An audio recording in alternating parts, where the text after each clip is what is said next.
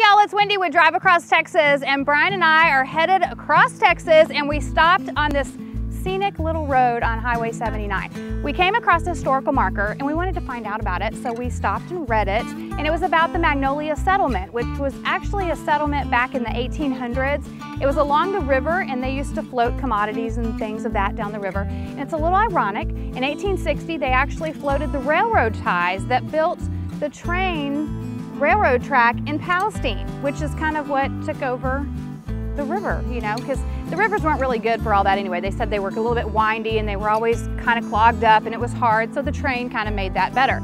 Well, as we came down a little bit further, we came across a cemetery. And if you know me, I'm a huge cemetery buff. I love them. So we stopped in, and this is Magnolia Cemetery. It was started as a slave cemetery back in the 1860s. That's the oldest grave that they have recorded in here, and now it's used continually. There's a lot of veterans in here. There's actually a San Jacinto veteran over in this part over here. There's two different sections of the cemetery.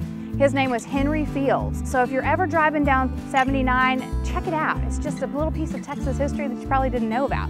But of course, while we're here, you know how much we love to geocache, so we stopped in because there's also a geocache here, so we're gonna see if we can find it. Now remember, we can't show you where it's at because that breaks the rules, but you can go on there and you can go on geocaching and look up Magnolia Cemetery out in East Texas, and you're gonna see it, and then you can come find it too. So y'all stay tuned because we'll tell you a little bit more about it in a minute. Bye y'all.